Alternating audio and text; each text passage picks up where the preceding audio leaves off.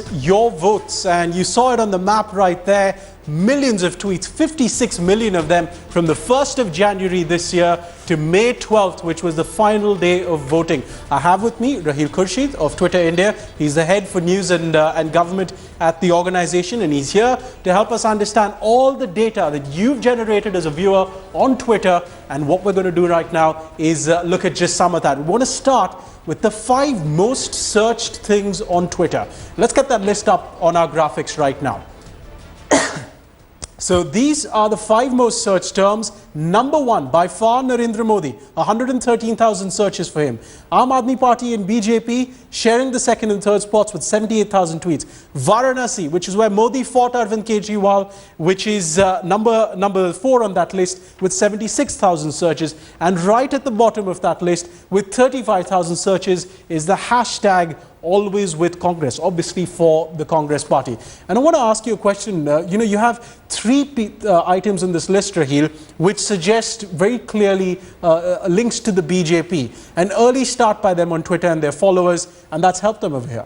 Yeah, absolutely. I mean, they've just pioneered a lot of innovation on the platform. Just the usage of the platform from their point of view has been pretty amazing to watch. And the fact that they got onto it early on and everyone else was playing catch up helped them in this election. I also want to look at the Congress over here, because one of the things that we've seen since the elections has ended is the Congress saying it was a communication failure. We failed to communicate. We had a graphic earlier where we said 450 politicians on Twitter this year. That's an amazing number. The Congress has been surprisingly slow on Twitter. Well, to get off the block, yes, they have been very slow on Twitter, but they've sort of registered a pretty active presence as far as this election is concerned, and they've seen a pretty high follower growth and a user growth.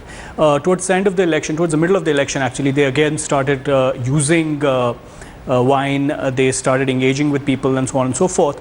But yeah, because BJP was off the blocks, as I said, everyone else was just playing catch. And now 2019 is a big election again. I mean, we're probably seeing a stable government that won't go away in 5 years. It's a lesson for them. Yeah, absolutely. Okay, let's look at the next graphic, which is the top 5 tweets on during the elections. We start off with number 5, which is Narendra Modi announcing that he's about to file his papers in Varanasi. This was retweeted, and this was taken on the 12th, retweeted about 1,500 times by his followers. Number 4 on that list is a tweet by Subramanian Swamy, who is talking about the controversy of Mamata Banerjee's paintings, where he says they were sold for 3.9 crore rupees. Remember, the Trinamool Congress contested that number. Let's go to number 3 on this list. Number 3 is Kiran Bedi saying, explaining to Twitter followers why she wants to vote for Narendra Modi and the BJP. That got 2,798 retweets from her followers. Number 2 on this list, Narendra Modi, after having voted in Gujarat, posting a picture of his finger with the ink stain and the BJP logo. That went viral. 3,500 retweets, 3,000 favorites for that photograph. And the number 1 tweet of the elections, Raheel, are you surprised by this at all? Not at all, not at all. First of all, top 2 tweets in the top 5 list are media-rich tweets, which I was mentioning earlier. Yeah. That the more media you send out, the more personalized media you send out. These are both very intimate photos, yeah, right? And you're directly engaging with the audience on Twitter. You're directly engaging with the young people of India who are probably voting for the first time. And you're speaking their language. The moment you do that, you're basically trying, you win over the platform. The top 2 tweets are an example of that. Bringing them right to the action in that sense. All right. From the top 5 tweets, we want to now get you the top 5 moments of the election on Twitter. Let's go straight into that. The number 5 moment on Twitter, April 8th, Arvind Kejriwal getting slapped by one of his former supporters who turned against him. Let's look at what that moment was like, generating 98,000 tweets on Twitter.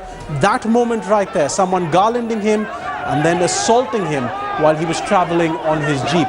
As we said over there, 98,000 tweets about that one moment on Twitter on the 8th of April 2014, right after the elections began. Number 5 on this list is a moment that the BJP followers would not remember too fondly.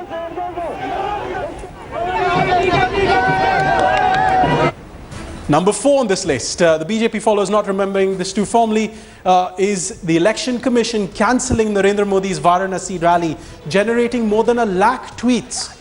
You can see what the BJP responded with. The very next day, they came out in droves.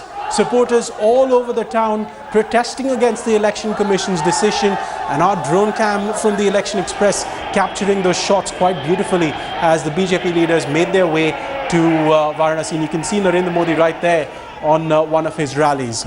We also had number 3 on this list, which is generating again more than 1 lakh tweets. You have Rahul Gandhi filing his nominations from Amethi, and let's take a look at some of those visuals. A grand convoy by the Congress Vice President through the town of Amethi as he filed his nomination papers along with his sister riding on that SUV. Number 2 on this list is the very last day of I beg your pardon, the very last day of the election. The date is wrong over here. It should say May 12th. We saw nearly 191,000 tweets by my calculation. And the number 1 moment on Twitter in this elections, right there, the end of the elections, 197,000 tweets generated. This election was all about people coming out and saying, I voted, wasn't it? The highest turnout rate ever in Indian electoral history, and they wanted to share it.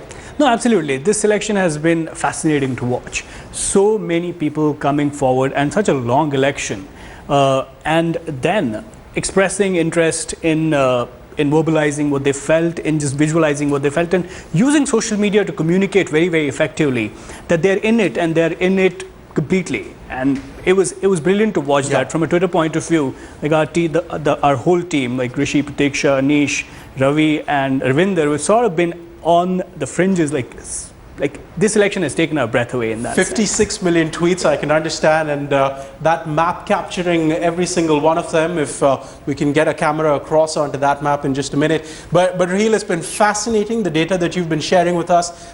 This election has been all about the people, and I think Twitter is a platform that captures the people absolutely perfectly. I'm afraid we have to end it there, no matter how fascinating this data is. We hope you enjoyed the show.